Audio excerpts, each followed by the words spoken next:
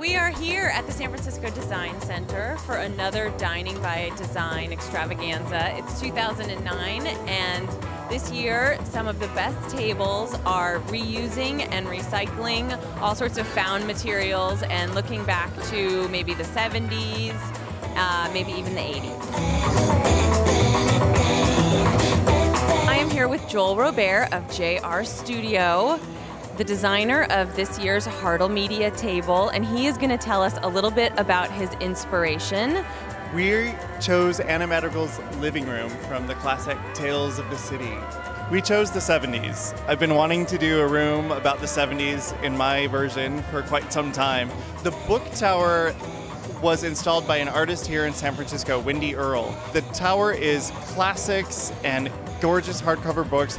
The accessories on the table, you know, we had to go to like old school dining origami art.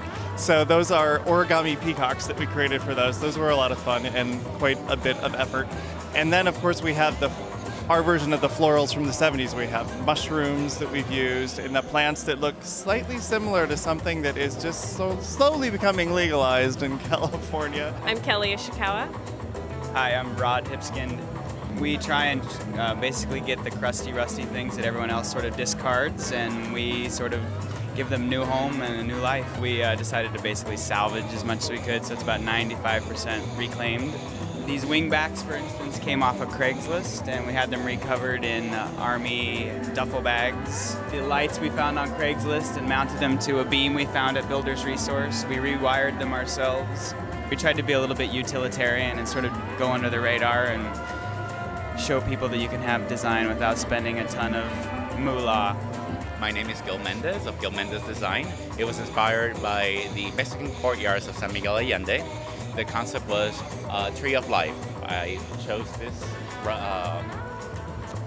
particular table because it sort of felt like a trunk.